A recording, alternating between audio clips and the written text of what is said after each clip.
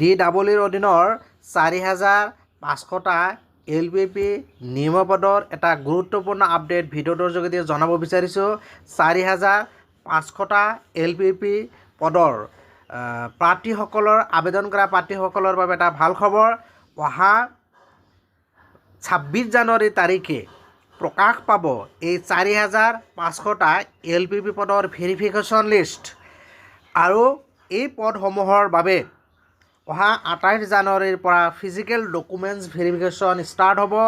এই সম্পৰ্কে শিক্ষামন্ত্ৰী ডক্টৰ ৰণোজ পেগুৱে তেখেতৰ ফেচবুক পেজত ইতিমধ্যে অলপ আগতে উল্লেখ কৰিছে। ইয়াতে চাওক, I am please to inform all the aspirants of 4,500 LP and UP recruitment that verification list will be published on 26 January 2026 অৰ্থাৎ অহা 26 জানুৱাৰী তাৰিখে ভেৰিফিকেশ্যন লিষ্ট প্ৰকাশ পাব।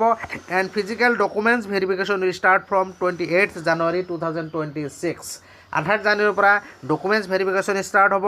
ইয়াতে চাওক, verification list for 4,500 LP and UP recruitment to be published on 26 January 2026 physical documents verification to commence from 28 January 2026, reinforcing the foundation of learning through timely and transparent selection. So 4,500টা পদৰ যি জল্পনা কল্পনা চলি আছিল যে ইলেকশ্যনৰ আগতে এই পদখিনিৰ ভেৰিফিকেশ্যন নাইবা নিযুক্তি প্ৰক্ৰিয়া সমাপ্ত হ'ব নেকি। ইতিমধ্যে মুখ্যমন্ত্ৰীয়ে ঘোষণা কৰিছে যে 4,500টা পদৰো ফেব্ৰুৱাৰী মাহৰ ভিতৰতে বা ইতিমধ্যে টাইম লাইনো প্ৰকাশ পাইছিলে যে ফেব্ৰুৱাৰী মাহৰ ভিতৰত অৰ্থাৎ ইলেকশ্যনৰ আগতে নিযুক্তি প্ৰক্ৰিয়া সম্পূৰ্ণ কৰিব। তাৰ কাৰণে ইতিমধ্যে আজি শিক্ষামন্ত্ৰীয়ে এই গুৰুত্বপূৰ্ণ এটা ভাল খবৰটো জনাইছে।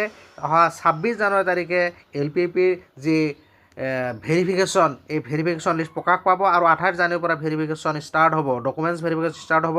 চ' মই এই ভিডিঅ'টোৰ যোগেদি ভাল খবৰটো জনালোঁ। ভিডিঅ' ভাল লাগিলে লাইক আৰু শ্বেয়াৰ কৰিব আৰু এনেকুৱা ধৰণৰ গুৰুত্বপূৰ্ণ বাতৰিৰ বাবে যিসকলে চেনেলটো ছাবস্ক্ৰাইব কৰে চেনেলটো ছাবস্ক্ৰাইব কৰি ন'টিফিকেশ্যন বেলটো অল কৰি দিব। Thank U.